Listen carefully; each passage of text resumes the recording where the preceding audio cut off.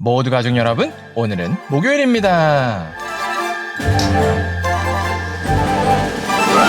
우리는 하나님의 자녀죠. 이 사실을 모르시는 분은 없으실 거예요. 그런데 의외로 많은 분들이 하나님의 자녀인데도 자녀가 아닌 척 사는 거 아시나요? 그렇다면 도대체 어떤 모습이 그런 모습일까요? 그 답이 바로 오늘 본문에 있어요. 그래서 오늘 묵상을 잘 들어보시면 우리가 하나님의 자녀라는 사실이 어떤 의미인지를 아실 수 있을 거예요. 그러면 오늘도 묵상에 잘 참여해 주시고요. 꼭 댓글로 무엇을 느꼈는지를 나눠주세요. 그러면 오늘 시편의 한 절이라도 암기하는 것 잊지 마시고요. 오늘 본문인 시편 83편 듣고 올게요.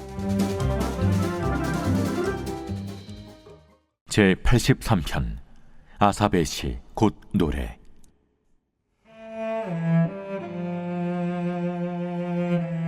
하나님이여 침묵하지 마소서. 하나님이여 잠잠하지 마시고 조용하지 마소서. 무릇 주의 원수들이 떠들며 주를 미워하는 자들이 머리를 들었나이다. 그들이 주의 백성을 치려하여 간계를 꾀하며 주께서 숨기신 자를 치려고 서로 의논하여 말하기를 가서 그들을 멸하여 다시 나라가 되지 못하게 하여 이스라엘의 이름으로 다시는 기억되지 못하게 하자 하나이다.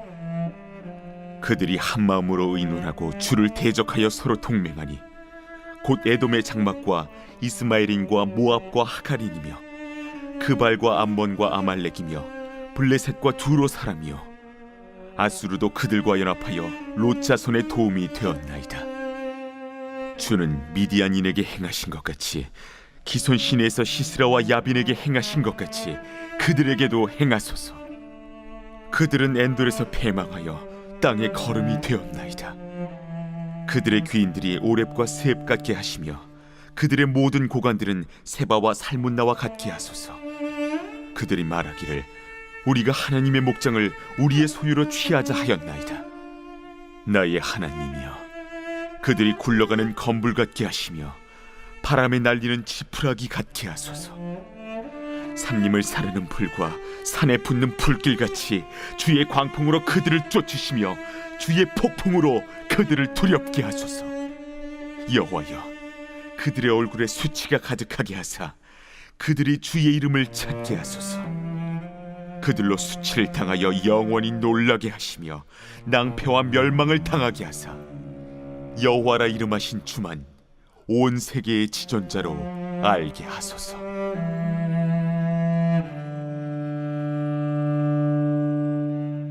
시인은 거대한 적군과 싸워야 하는 절체절명의 순간에 놓여 있었습니다. 그래서 1절에서 시인은 하나님께 침묵하지 말아달라고 간구했습니다. 그리고 주의 원수들이 승승장구한다고 호소했습니다. 또 그들이 하나님의 백성을 치려고 하며 간계를 꾀한다고 호소했습니다. 그리고 그 간계는 수많은 이방 나라들이 동맹하여 이스라엘을 완전히 멸절시키려는 일이었습니다. 그래서 시인은 하나님께서 미디안에게 행하신 것처럼 그들에게도 행해달라고 간구했습니다. 왜냐하면 미디안 사람들은 하나님이 치셔서 땅에 거름이 됐기 때문이었습니다. 이어서 시인은 하나님께 이스라엘을 치려고 하는 연합군을 완전히 망하게 하셔서 하나님만이 이 세상의 지존자이심을 알게 해달라고 간구했습니다. 이처럼 시인은 하나님만이 오직 이 세상의 온전한 지존자이심을 알았습니다. 그래서 이방 나라의 동맹군이 이스라엘을 치려고 할 때 하나님께 호소했습니다.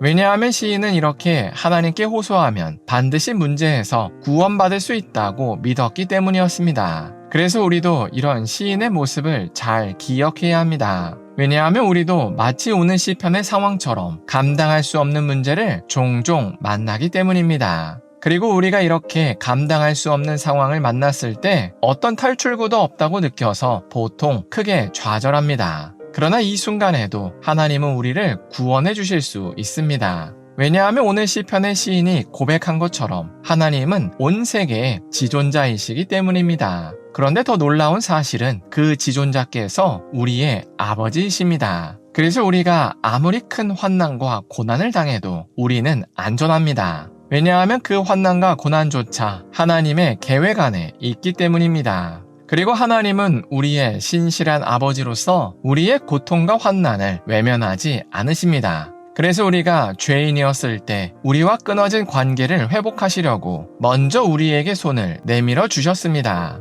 그리고 그렇게 하나님께서 내밀어 주신 손이 바로 예수 그리스도의 십자가 사건입니다. 그래서 우리는 예수님의 십자가 희생으로 더 이상 죄와 사망의 노예가 아니라 하나님의 자녀가 됐습니다. 그래서 이제 우리가 하나님을 부르짖으면 우리의 부르짖음은 더 이상 백성의 목소리가 아니라 사랑하는 자녀의 목소리입니다. 그래서 하나님께서는 반드시 우리의 부르짖음에 응답하십니다.